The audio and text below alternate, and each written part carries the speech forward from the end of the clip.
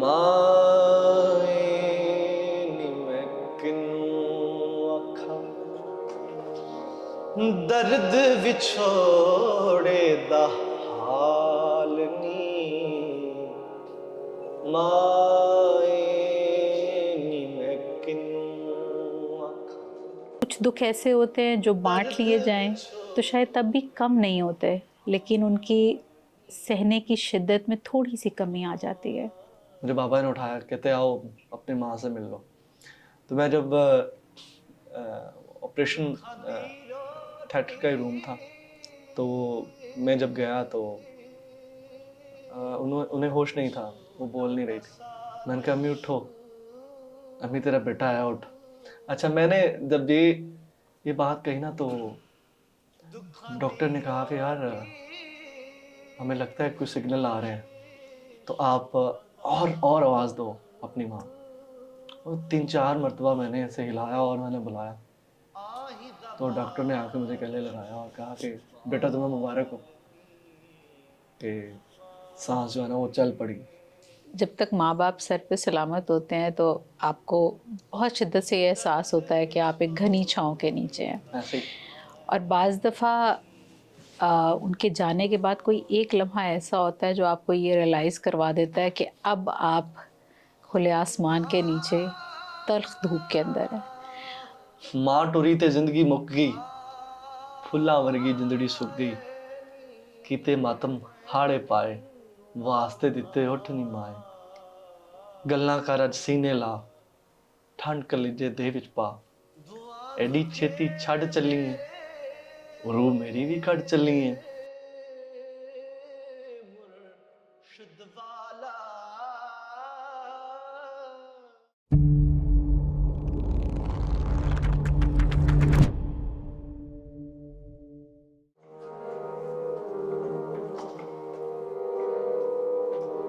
गल सुनी माए मेरी,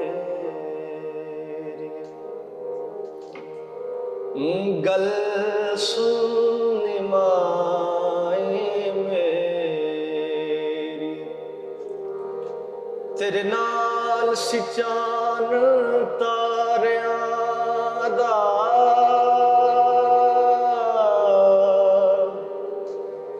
तेरे नाल सिरंग बहार दे, एक बार ते वेख ले रोंदियां नूं, नी एक बार कलेजा ठार, तेरे हिजरा सूली चाड़िया, दुख कब्रां विच उतार दे, या मार दे इस छोड़े नूं, या सानू भी अज मार दे माए नी, ओ नी माए नी, ओ नी माए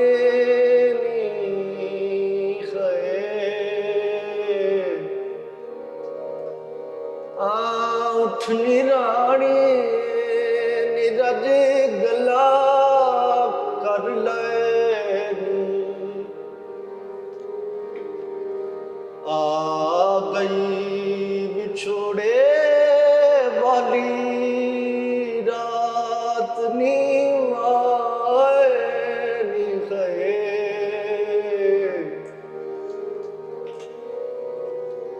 कोई वंड दा दुख नी मारे नी, कोई नी वंड दा दुख नी माए, ओ कब्रा विच उठनी मारे नी, नी गल सुनी माए मेरी, तेरे नाल सी रूप रूप सवेर दा तेरे बाज रातां नेरियां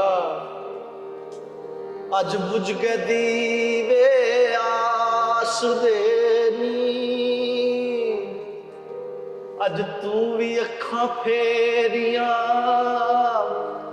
साडे आल दुआले मूरतां साडे चार चफेरे ढेरियां माए नी नहीं भुलदी मेरी मां रब्बा मैनू नी मां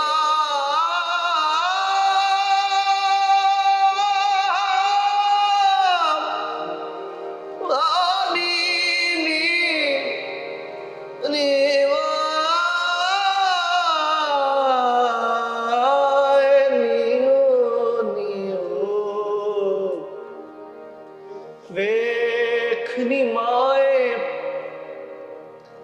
नी बदल गया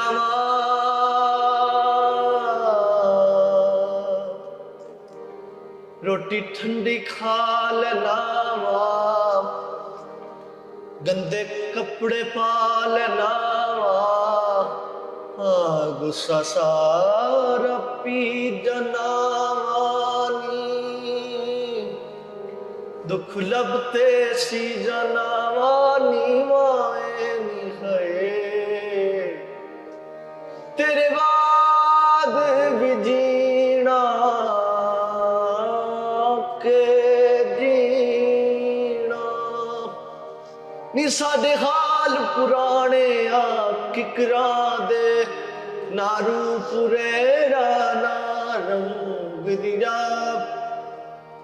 ना जीण दा कोई रंग दिया कोई दर्द गवाचिया रूहां दा नित सूली ते टंग रिया माए नी ओ नी गल सुनी माए मेरी गल सुनी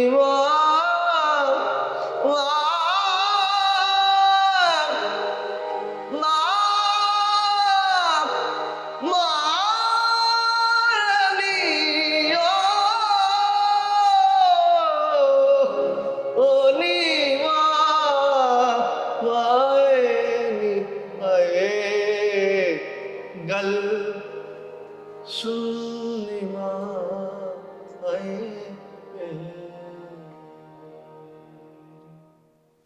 जी अस्सलाम वालेकुम, मैं हूं डॉक्टर रीज़ जुल्फ़कार और आप देख रहे हैं डॉक्टर रीज़ जुल्फ़कार डिजिटल और सिलसिले का नाम है गल सुन्नी माए मेरिए। कुछ दुख साझे होते हैं,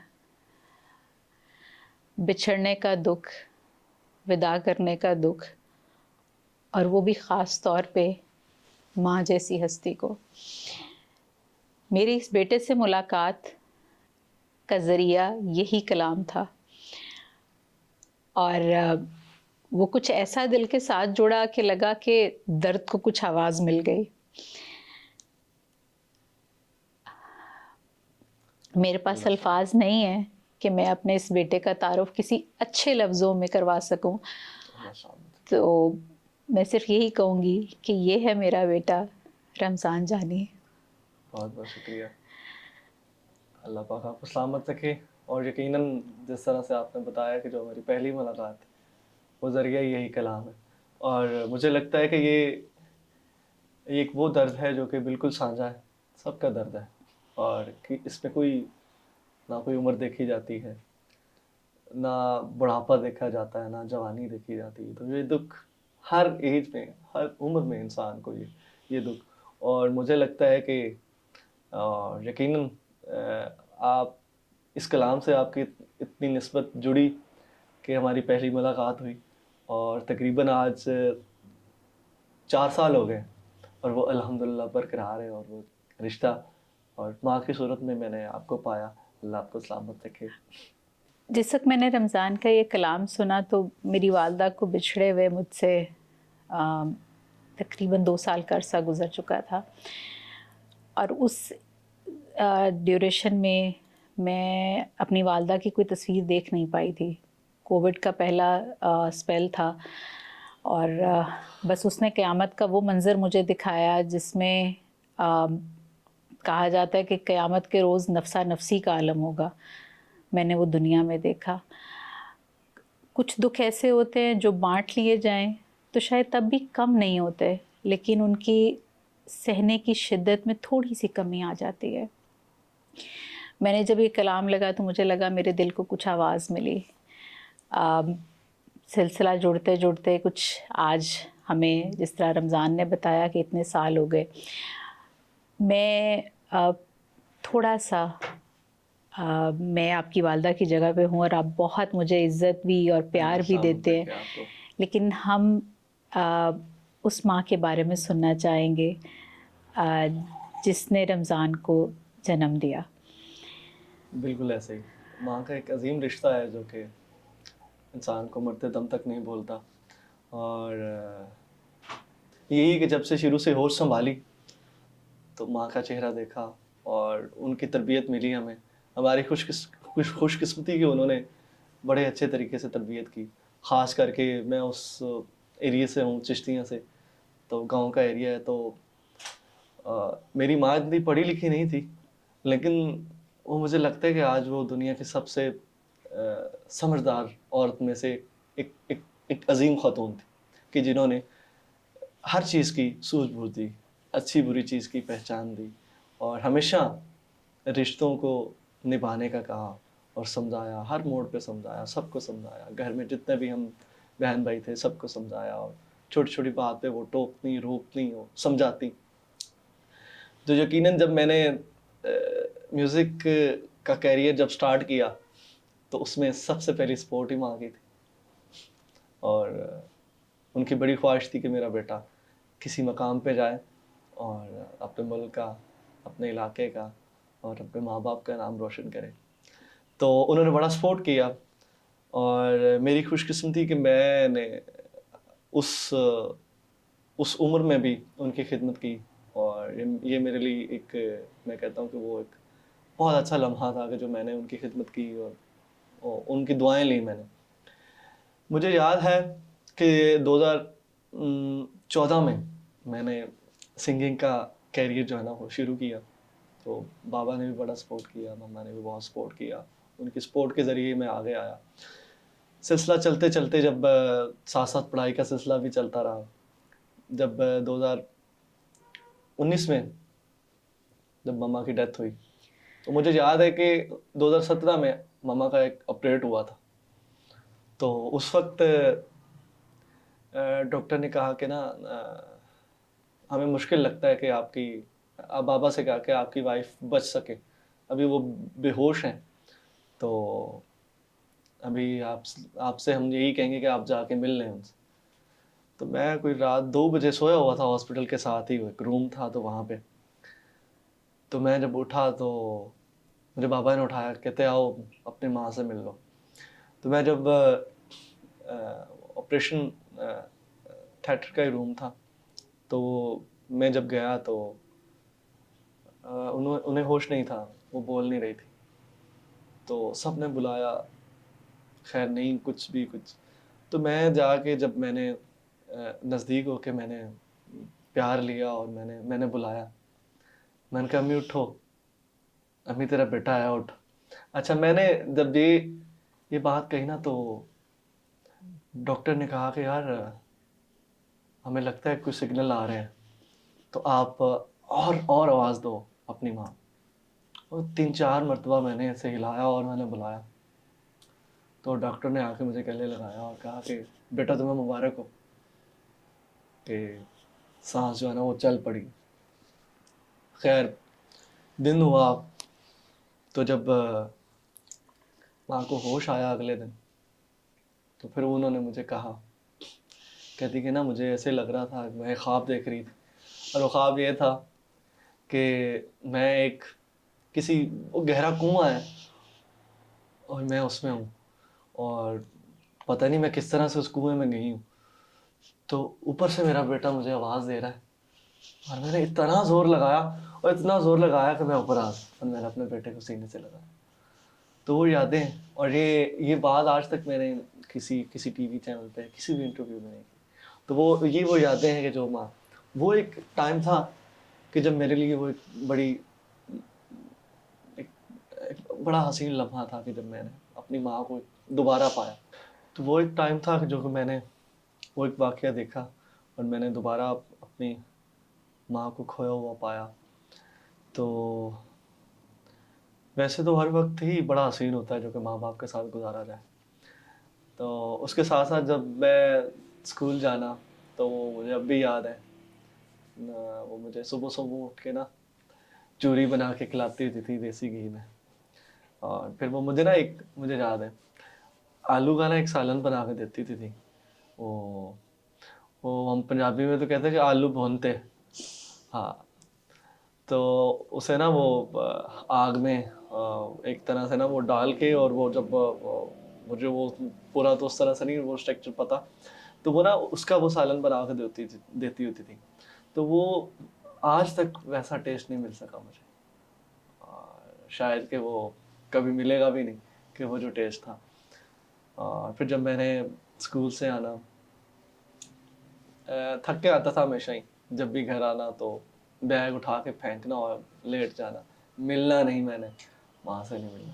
تو وہ پھر خود چل کے آتی تھی میرے پاس, سر سے پیار لینا. پھر وہ ایک بات کہتی تھی, ہماری پنجابی کا وہ ایکسنٹ ہے جو کہ ہم گھر میں جو ماں بولی کا وہ, تو وہ اس میں وہ کہتی تھی کہ پتر تو ان منہ انو سکھ سے, کہ یہ جو چہرے ہیں ان سے تم ترسو گے اور یہ دوبارہ پھر لوٹ کے نہیں آئیں گے. تو وہ پھر میں سینے سے لگاتی, پیار دیتی. پھر ایک اور جو کہ مزیدار بات ہے, دنیا میں جتنے بھی رشتے ہیں, بہن کا رشتہ ہے بڑا حسین ہے, بیوی کا رشتہ ہے بہت حسین ہے, تو ماں کا رشتہ ہے بہت حسین ہے. تو ہمیشہ مجھے لگتا ہے کہ ایک ماں ہے جو اپنے بچوں کو خود سے زیادہ ترقی کرتے دیکھتے ہوئے خوش ہوتی ہے.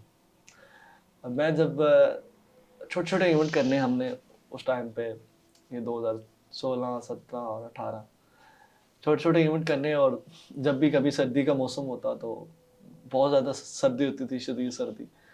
تو گھر میں جب بھی آنا نا تو دیکھنا, جیسے ہی ہم دروازے کے قریب آئے ہیں تو پہلے ہی قریب آتے ہی دروازہ کھلا ہونا, تو دیکھنا کہ ماں سوئی نہیں ہے, ابھی تک جاگ رہی, اور وہ انتظار کر رہی کہ میرے بچے کب آئیں گے. پھر دوسرا یہ کہ بستر نا ٹھنڈا ہوتا تھا, تو وہ ایسے کرتی تھی کہ جب میں آتا نا تو وہ میرے بستر پہ سو جاتی ہوتی تھی, تو جب میں آتا تو پھر وہ گرم بستر مجھے دیتی اور وہ ٹھنڈے بستر کے اوپر سوتی تھی. تو یہ ایک واقعہ ہے. پھر جب ان کی ڈیتھ ہوئی نا تو وہ ایک لمحہ جو ہے نا وہ بڑا میرے لیے پینفل تھا, دردناک تھا کہ میں پھر کیونکہ لگا کہ آواز دو گے تو آ جائیں گی. ہاں, لیکن وہ یہ ہے کہ اس ٹائم آواز دینے کے لیے میں پاس نہیں تھا. وہ یہ ہوا کہ وہ واقعہ یہ ہوا کہ میں وہ جو آپریٹ کروایا تھا نا وہ آپریٹ صحیح سے نہیں ہوا تھا. کوئی 2 سال بعد 2019 کے اپریل کی شاید کوئی 12 سے 13 تاریخ تھی کہ وہ ان کی طبیعت زیادہ خراب ہو گئی. تو ایک ڈاکٹر کے پاس لے گئے تو انہوں نے کہا کہ یار یہ آپریٹ صحیح نہیں ہوا, تو ہم ان کا آپریٹ دوبارہ کرتے ہیں.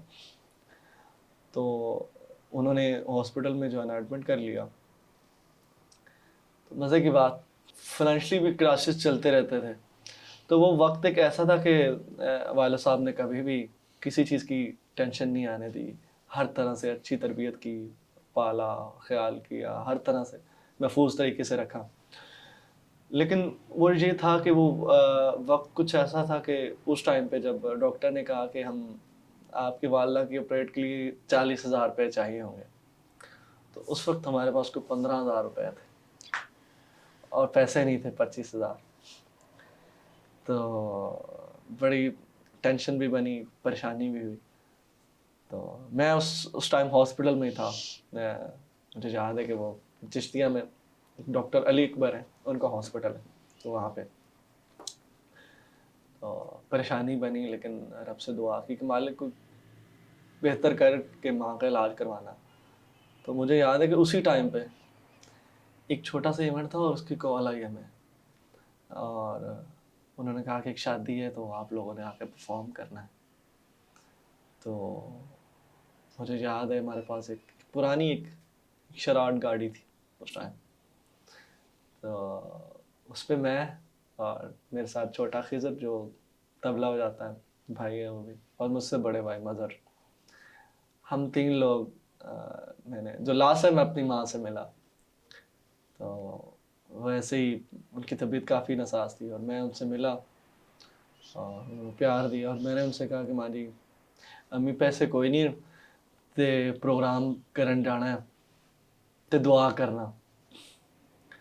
تو لاسٹ میری ملاقات تھی ان سے, تو وہ پھر وہ پنجابی میں کہتے ہیں کہ انہوں نے کنڈ تے تھاپنا دیتا اور لاسٹ دعا دی انہوں نے کہ بیٹا تجھے ہر میدان میں کامیابی. اور وہ میری آخری ملاقات تھی. پھر جب ہم لوگ آئے, ہم نے ایونٹ کیا, وہ ایونٹ کر کے اس ایونٹ سے ہمیں کوئی 30,000 روپے ہوئے. تو پھر جب صبح ٹائم پہنچے نا, تو بڑے بھائی اظہر بھائی سے آپ کی ملاقات ہے, تو انہیں پیسے دیے. تو ان سے کہا کہ یار آپ لے جاؤ, تو ڈاکٹر کو کہو کہ وہ آپریٹ کرے.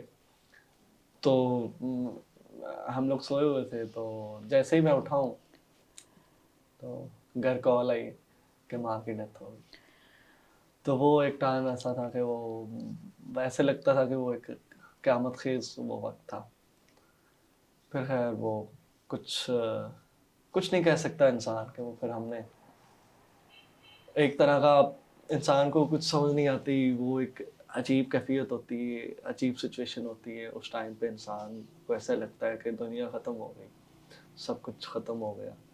اچھا, میں چیخیں ماری, بابا نے مجھے پکڑا, کہتے ہیں رب کی رضا ہے, لیکن اس کے باوجود کچھ سمجھ نہیں آیا. خیر وہ پھر تو یہ اسی طرح سے پھر اس کے بعد وہ کیا کہتے ہیں کہ میں کافی ٹینشن میں رہا.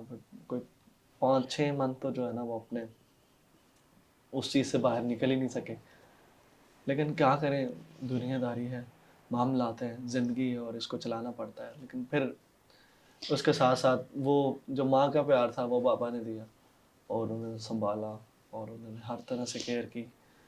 تو لیکن وہ یہی ہے کہ وہ خوشبو کبھی بھی محسوس نہیں ہوئی آج تک. وہ ترستے ہیں, وہ ہاتھ کا ٹیسٹ کبھی نہیں ملا, وہ آلو کا سالن تھا وہ کبھی نہیں ملا, وہ ہاتھ کی جو چوری تھی اس کا ٹیسٹ کبھی نہیں ملا.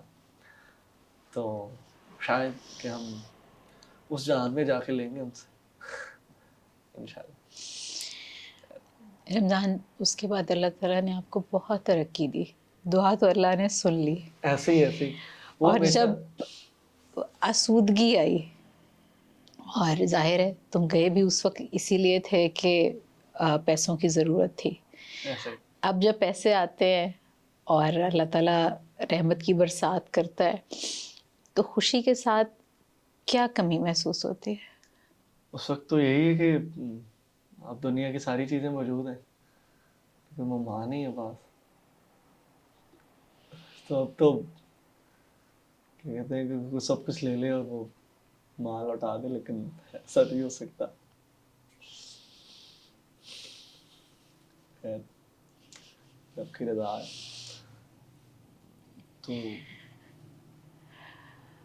کچھ نہیں کہا جا سکتا. وہ یہی ہے کہ وہ کمی کبھی بھی فیل, اب بھی اکثر, بلکہ ایک دن جب آپ کی کال آئی تو میں رات 2 کا ٹائم تھا, تو اس وقت میں رو رہا تھا. اور میں کبھی ایسی چیزیں کسی کو شیئر نہیں کرتا ہوں, تو وہ آرٹیفیشل لگتا ہے. لوگ سمجھتے ہیں کہ یار یہ پتہ نہیں کیا دکھاوے کرتے ہیں. پہلے میں کچھ پوسٹ وغیرہ بھی لگا دیتا ہوتا تھا, اب تو وہ بھی لگانے کا دل نہیں کرتا. لوگوں کا اپنے مائنڈ ہے, وہ اپنے تھاٹ کے ذریعے بات کرتے ہیں. تو وہ پھر میں کبھی کبھی ان کی یاد بھی آئے تو میں اکثر روم لاک لگا کے میں رو لیتا ہوں. تو اس وقت بھی جب آپ کی کال آئی تو میں اس کیفیت میں تھا, میں رو رہا تھا. تو آپ نے کال کی اور آپ نے, وہ مجھے فیل ہوا کہ شاید پتہ نہیں آپ کو کس طرح سے پتہ چلا, اور آپ نے, تو یہ تو ایک رشتہ ہی ایسا ہے, اس کے لیے تو پھر اگر انسان بولنے لگ جائے تو وہ پھر ساری زندگی بولتا ہی رہے. تو بس یہی کہ اب خوش قسمتی میرے لیے یہی ہے کہ وہ ماں کی دعائیں ہیں, اور وہ دعائیں وہ آپ جیسی ماؤں سے وہ پیار ملتا ہے, اور وہ ان کا پیار ملتا ہے. وہ ہمیشہ وہ ان کا مجھے آخری جملہ یاد ہے کہ وہ تو تینوں ہر میدان چ فتح. وہ آخری جملہ ان کا مجھے یاد ہے کہ بیٹا تجھے ہر میدان میں کامیابی ہوگی. تو وہ آج ایسے ہی ہے کہ آج مجھے ہزاروں ماؤں پیار کرتی ہیں, تو میرے لیے خوش قسمتی ہے, وہ مجھے وہ ماں یاد آتی. کبھی والدہ کی عمر کی عورتوں میں لگتا ہے کہ اچھا لہجہ ملتا ہے یا ہاتھوں کو دیکھتے ہو؟ کیونکہ یہ چیز میرے ساتھ بہت ہوتی ہے کہ میں جب امی کی عمر کی خواتین کو دیکھ رہی ہوتی ہوں تو بہت زیادہ مجھے ہوتا ہے اچھا یہ ان کے ہاتھ امی سے ملتے ہیں, یا دیکھنے میں یہ امی کی طرح لگ رہی ہیں, یا بات کرنے میں, تو ایسی چیزوں سے سامنا ہوتا ہے. بالکل ایسے ہی, بالکل ایسے. آپ تو کیا کہتے ہیں کہ جو بھی کوئی بڑی عورت کی بڑی عمر کی عورت ملے تو دل کرتا ہے کہ بندہ ان سے بات کرے اور ان کی خدمت کرے. اور وہ یہی ہے کہ لیکن وہ تیرا ماں, لہجہ نہیں ملتا, ہاں, تیری خوشبو لیکن نہیں ملتی. وہ یہی ہے نا کہ وہ کتوں لے آئی وہ لوگ, تو کہاں سے لائے وہ لوگ, وہ تو وہ روحیں وہ ایک ہی ہوتی. یہ وہ خزانے ہیں جب ہم مٹی کے نیچے اتار دیتے ہیں. ایسے ہی ایسے. تو رات میں نے ایک پنجابی کی نظم میں نے لکھی, تو کیفیت ہو نا تو وہ چیزیں. اب میں شاعری کا ویسے مجھے شوق ہے, لیکن میں اپنے لیے تھوڑا بہت پنجابی کی شاعری جو ہے نا وہ میں کر لیتا ہوں. تو وہ ایک نظم میں نے لکھی, وہ جو ٹائم گزرا جو ان کے ساتھ, اور ان چیزوں کو لے کے, تو وہ میں آپ کو نا وہ کچھ لائنیں وہ سناتا ہوں ضرور. اس کی. اس کا وہ تھیم ہے کہ کون ہے ماں, کہ ماں کون ہے. 9 مہینے پیٹ دے اندر جنہیں دکھ تکلیفاں سہیاں, تیریاں درداں پنڈے جس دے کنڈیاں وانگر چبھدیاں رہیاں, تیری میری ذات دے خاطر پیڑاں جس نے جان کے لئیاں, اچھی جگ تے شان ہے ماں دیاں صفتاں رب نے کہیں. بار بار اللہ پاک قرآن کریم میں فرماتا ہے کہ والدین کا احترام کرو, والدین کا ادب کرو, ان کے لیے دعا مغفرت کرو. کہ کون ہے ماں, تیرے میرے جمن اتے رج کے خوشیاں منائیاں جن نے, تیرے نا دے صدقے دتے ونڈیاں سی مٹھائیاں جن نے راتاں جاگ کے کٹیاں تیرے میرے سکھ دے لئی, جن نے منتا رب تو منگیاں دھی پتر دے مکھ دے لئی, اپنا حصہ منہ چوں کٹ کے میری بھوک مٹائی جن نے, میں جو رویا چپ نہ ہویا پل بھی اکھ نہ لائی جن نے, اور دنیا اتے اکھ جد کھولی بسم اللہ ماں میری بولی, رب دا ورد سکھایا ماں نے, سینے نال سلایا ماں نے, سچا راہ وکھایا ماں نے, کلمہ حق پڑھایا ماں نے. اب یہ ایک ایسی حقیقت ہے کہ ایک ماں ہی ایسی ہستی ہے جو رب کا تعارف کرواتی ہے, کہ بچہ جب اسے سمجھ نہیں ہوتی تو وہ اللہ اللہ سکھاتی ہے, ورد سکھاتی ہے رب کا. تو وہ ایک ہستی ہے. دنیا اتے اکچت کھولی بسم اللہ ماں میری بولی, رب دا ورد سکھایا ماں نے, سینے نال سلایا ماں نے, سچا راہ وکھایا ماں نے, کلمہ حق پڑھایا ماں نے, اور گلے بستر آپ سی سوندی مینوں سونی تھاں تے پوندی. اور یہ بھی ایک حقیقت ہے جو کہ ہمارے معاشرے میں ابھی بھی دیکھتا ہوں کہ وہ مائیں جو بھی ہیں وہ اگر بچہ کسی جگہ وہ پیشاب کر دے نا तो वो जगह साफ करके गीली जगह पे वो खुद सो जाती है और बच्चे को खुश जगह पे रखती बेशक। है। गिले बिस्तर आपसी सौंदी, मैनू सोनी थां ते पौंदी। 18 ਸਾਲ ਸੰਭਾਲਿਆ ਉਹਨੇ, ਹੀਰਿਆਂ ਵਾਂਗੂ ਪਾਲਿਆ ਉਹਨੇ। ਅਕਸ਼ ਸੁਰਮੇ ਉਹਨੇ ਪਾਉਣੇ, ਕੰਗੀ ਵਾਣੀ ਵਾਲ ਬਣਾਉਣੇ। ਅਕਸ਼ ਸੁਰਮੇ ਉਹਨੇ ਪਾਉਣੇ, ਕੰਗੀ ਵਾਣੀ ਵਾਲ ਬਣਾਉਣੇ। ਪਕੜ ਕੇ ਮੇਰੇ ਨਾਖਨ ਕੱਟਣੇ, ਇਕੱਠੇ ਕਰਕੇ ਛੱਤ ਤੇ ਸੁੱਟਣੇ। ਗਲ ਗਲ ਦੇ ਵਿੱਚ ਮੱਤਾਂ ਦਿੰਦੀ, ਧੀ ਪੁੱਤਰ ਨੂੰ ਖੁਦ ਸਮਝਿੰਦੀ। ਔਰ ਜਦ ਮੈਂ ਸੁਬਹ ਸਕੂਲ ਸੇ ਜਾਣਾ, ਮੱਖਣ ਚੂਰੀ ਨਾਲ ਖਵਾਉਣਾ, ਮੱਥਾ ਚੁੰਮਣਾ, ਹੌਸਲਾ ਦੇਣਾ, ਨਾਲੇ ਸਿਰ ਤੋਂ ਪਿਆਰ ਵੀ ਲੈਣਾ। ਜਦ ਮੈਂ ਥੱਕ ਕੇ ਆਉਣਾ ਵਾਪਸ, ਕੋਲੋਂ ਆ ਕੇ ਬਹਿਣਾ ਮਾਂ ਦਾ। ਸ਼ਾਲਾ ਪੁੱਤਰ ਜਵਾਨੀਆਂ ਮਾਣੇ, ਯਾਦ ਹੈ ਮੈਨੂੰ ਕਹਿਣਾ ਮਾਂ ਦਾ। ਹੌਲੇ ਹੌਲੇ ਵੇਲਾ ਲੰਘਿਆ, ਵੇਲੇ ਨਾਲ ਜਵਾਨ ਮੈਂ ਹੋਇਆ। ਰੰਗੋ ਰੰਗ ਦੀ ਦੁਨੀਆ ਦੇ ਵਿੱਚ ਮਸਤ ਨਜ਼ਾਰੇ ਅੰਦਰ ਖੋਇਆ। ਮਾਂ ਦਾ ਸਿਰ ਤੇ ਸਾਇਆ ਸਜਣਾ, ਗਮ ਨਾ ਨੇੜੇ ਆਇਆ ਸਜਣਾ। ਖੁਸ਼ੀਆਂ ਨਾਲ ਸੀ ਵਿਹੜਾ ਭਰਿਆ, ਦੁੱਖਾਂ ਕੋਲੋਂ ਮੈਂ ਨਾ ਡਰਿਆ। ਮਾਂ ਦੀ ਰੱਜ ਕੇ ਖਿਦਮਤ ਕੀਤੀ, ਚੰਗਾ ਵੇਲਾ ਸੋਹਣੀ ਬੀਤੀ। ਰਲ ਮਿਲ ਹੱਸਦੇ ਵਸਦੇ ਵੇੜੇ, ਦੁੱਖ ਸੁੱਖ ਵੰਡਣਾ ਰਹਿਣਾ ਨੇੜੇ। ਔਰ ਖੁਸ਼ੀਆਂ ਆਲੇ ਘਰ ਨੂੰ ਯਾਰੋਂ ਲੱਗੀ ਨਜ਼ਰ ਕਿਆਮਤ ਆਈ।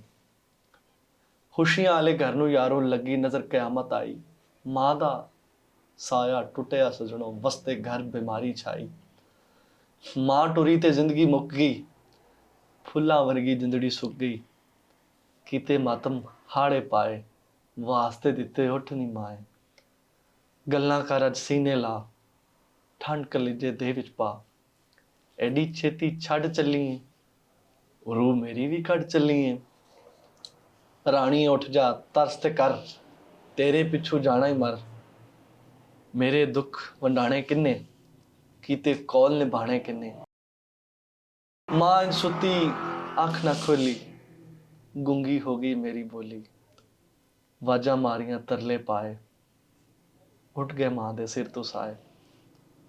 ਦੁਨੀਆ ਉੱਤੇ ਛੱਡ ਗਈ ਕੱਲੀ, ਦੁੱਖ ਦੀ ਇੱਕ ਹਨੇਰੀ ਚੱਲੀ। ਉਸਨੇ ਇੱਕ ਕਿਆਮਤ ਵੇਖੀ, ਸੁੰਝੇ ਹੋ ਗਏ ਚਾਰ ਚਫੇਰੇ। ਟੁੱਟ ਗਈ ਆਸ ਉਮੀਦ ਦੀ ਡੋਰੀ, ਦਿਨ ਨੂੰ ਦਿਸਣ ਯਾਰ ਹਨੇਰੇ। ਹੱਥੀਂ ਆਪਣੇ ਮਿੱਟੀ ਅੰਦਰ, ਦਫਨ ਮੈਂ ਕੀਤੇ ਜਾਨ ਤੋਂ ਪਿਆਰੇ। ਜਿਨ੍ਹਾਂ ਬਾਜੂ ਪਾਲਣਾ ਗੁਜ਼ਰਨ, ਉਹਨਾਂ ਬਾਜੂ ਸਾਲ ਗੁਜ਼ਾਰੇ। ਵੇਖਨੀ ਉੱਠ ਕੇ ਜਗ ਦੇ ਅੰਦਰ, ਪੁੱਤਰ ਤੇਰਾ ਸ਼ੇਰ ਨੀ ਮਾਏ। ਰੱਬ ਦੇ उस जहान ਦੇ ਅੰਦਰ, मिलांगे तैनू फेर नहीं माए। तो ये रात मैंने उस कैफियत में जाके वो ये कुछ शेर लिखे हैं।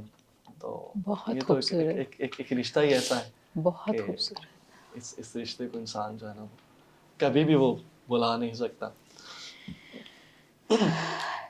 इंसान जब तक माँ बाप सर पे सलामत होते हैं तो आपको बहुत शिद्दत से ये एहसास होता है कि आप एक घनी छाँव के नीचे हैं। ऐसे ही और बाज़ दफ़ा उनके जाने के बाद कोई एक लम्हा ऐसा होता है जो आपको ये रियलाइज़ करवा देता है कि अब आप खुले आसमान के नीचे तल्ख धूप के अंदर हैं।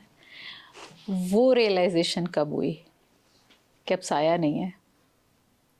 ऐसे ही मामा की तो डेथ हो गई थी 2019 में, फिर बाबा की 2022 में हुई। तो मामा बाबा दोनों के जाने के बाद एक टाइम ऐसा था कि मेरे एक बड़े अच्छे, उनके साथ मेरी बड़ी अच्छी सलाम दुआ थी और मैं अब भी उनकी बहुत इज़्ज़त करता हूँ, बड़ी रिस्पेक्ट करता हूँ। तो वो उनके साथ कुछ तल्ख कलामी हुई, तो उन्होंने मेरे अगेंस्ट कुछ कार्रवाई की। तो उस वक्त मुझे बड़ा फील हुआ कि मैं अकेला हूँ। लेकिन खैर अल्लाह उन्हें सलामत रखे, वो मेरे लिए बहुत मोहसन है, मेरे लिए बहुत मोहतरम है। तो फिर ये कि काफ़ी सारे ऐसे मौके हुए कि जब मैंने, फिर सबसे बड़ी बात ये कि जब मैंने सबसे पहले लाहौर में अपना घर लिया ना, तो तब मैं घर के सामने खड़ा होकर बहुत रोया, काफ़ी टाइम रोया।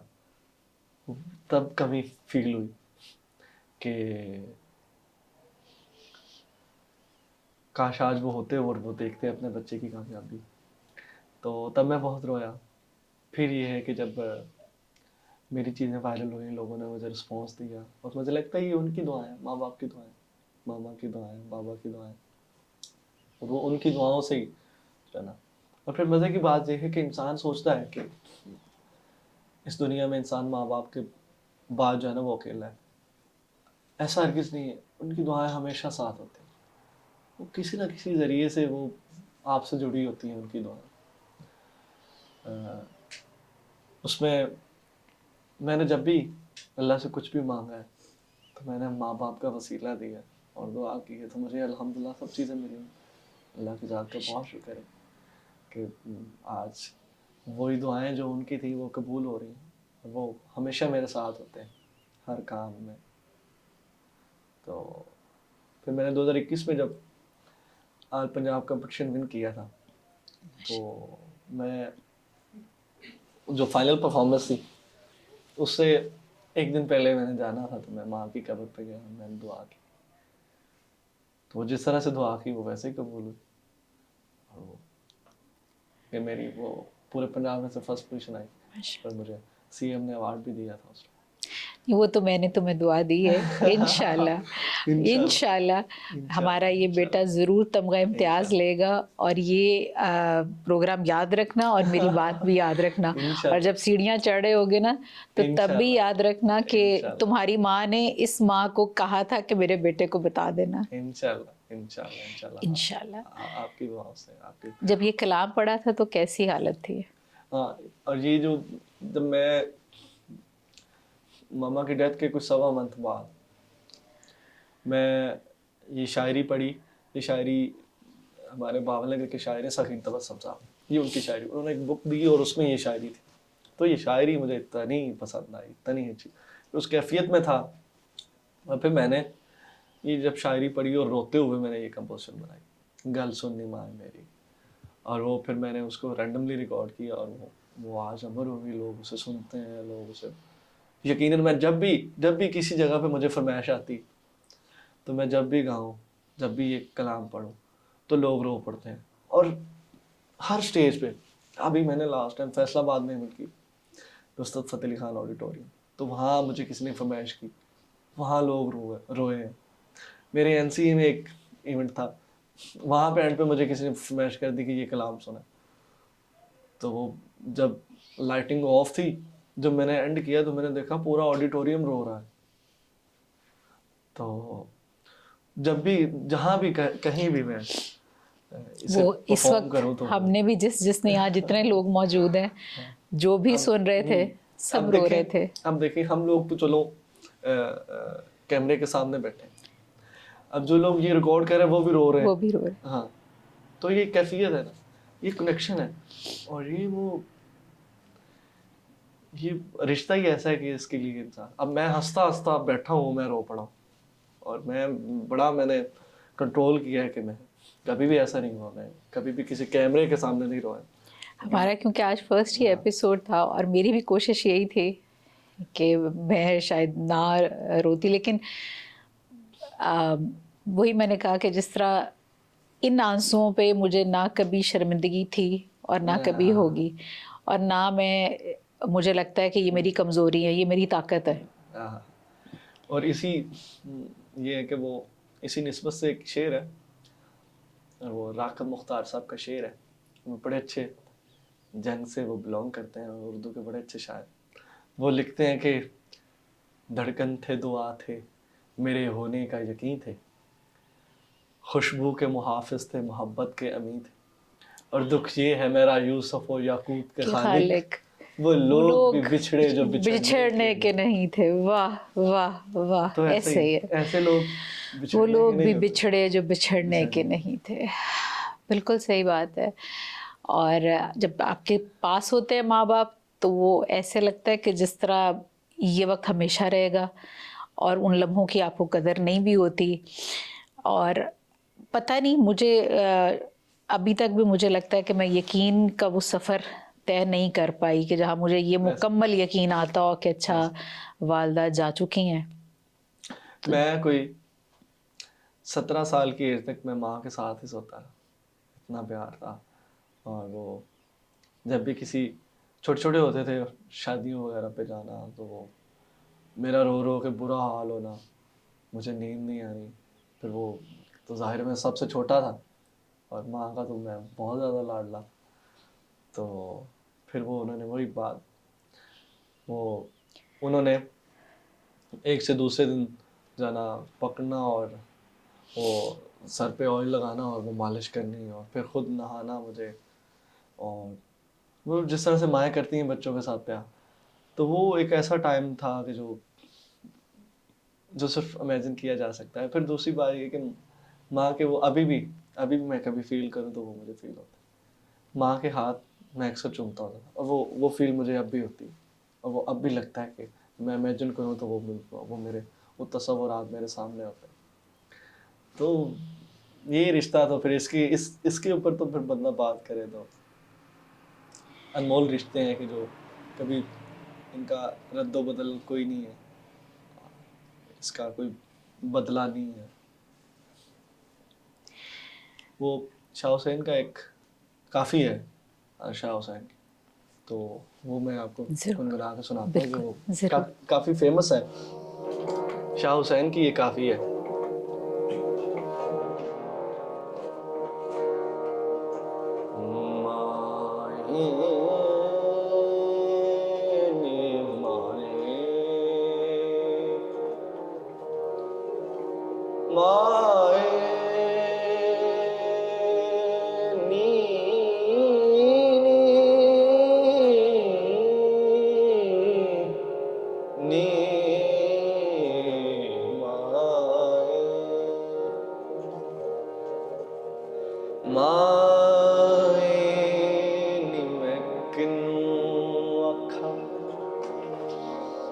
दर्द विछोड़े दा हाल नी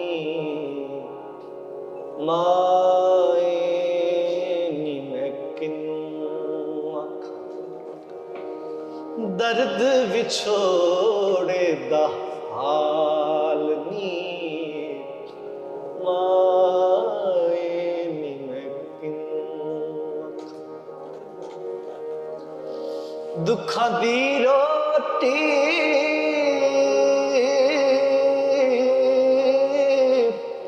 सोलह दा साल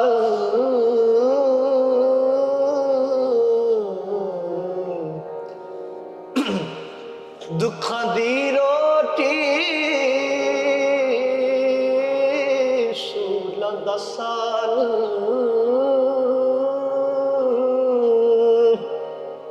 आही दा बालन बालनी माए नी मैं किनू आखां दर्द विछोड़े दा हाल नी माए नी मैं किनू आखां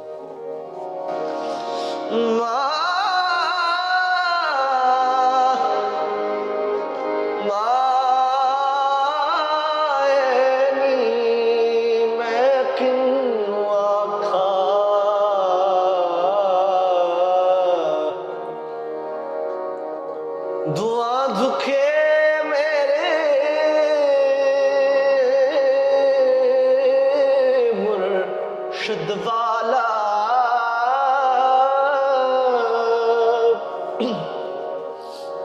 दुआ दुखे मेरे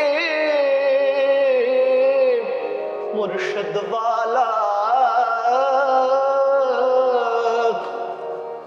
जा फोलाता लालनी माए नी मैं किनू आखां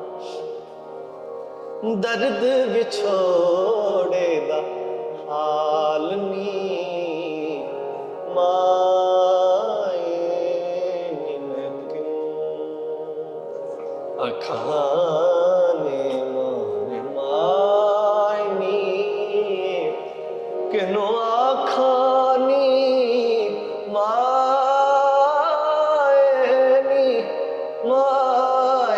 नी नी माए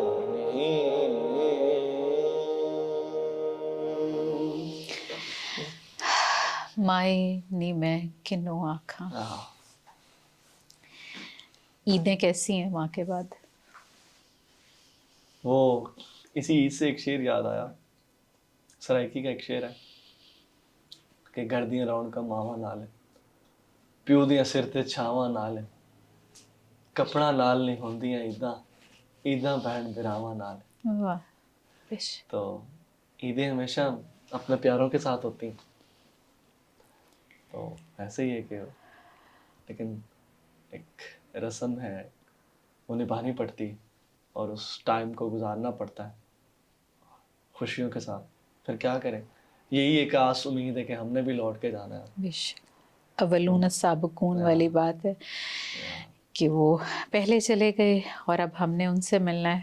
ایسے ہی کوئی ادھوری بات جو ماں کو نہیں کہہ سکے اور تشنگی یہ ہے کہ کاش کہہ پاتے، وہ سن رہی ہیں رمضان، کچھ کہنا چاہو گے؟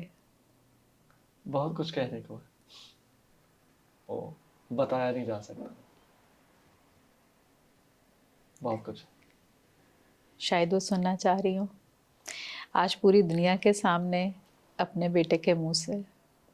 بس وہ یہی ایک خواہش ہے، یہی کہ آج وہ سامنے بیٹھی ہوتی ہیں اور وہ اپنے بیٹے کا بخت دیکھتی، اور آج دیکھتی کہ لوگ کتنا پیار کرتے ہیں، بس لوگ پیار دیتے ہیں، اور یہی دیکھتی کہ بس ان کی خدمت کرنے کی خواہش تھی کہ کاش وہ ابھی ہوتی اور ہم ان کی خدمت کرتے۔ بے شک نیک اولاد صدقہ جاریہ ہوتی ہے، اور اسی لیے ماں باپ جب اولاد کی خواہش کرتے ہیں تو ساتھ اس کے نیک اور صالح ہونے کی دعا بھی ضرور کرتے ہیں۔ اللہ تعالیٰ ہم سب پر رحم اور رحمتوں کے معاملے رکھے۔ انشاءاللہ آپ سے دوبارہ حاضر ہوں گے ملاقات کرنے کے لیے ایک اور سلسلے میں گل سن نیمائے میریے کے ساتھ۔